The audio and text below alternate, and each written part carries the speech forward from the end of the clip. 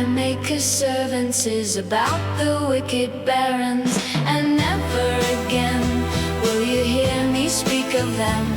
For I have broken more than 1,000 goads on them, and yet I can never make one run or trot.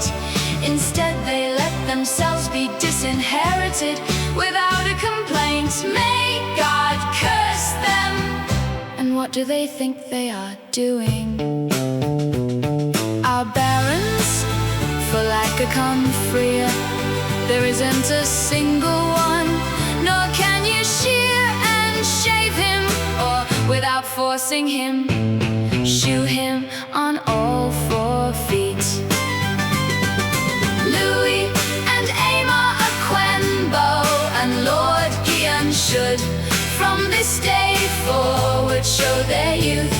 For a young nobleman who does not like expenditure, court or war, cannot rise in worth nor make himself feared or welcomed or honored.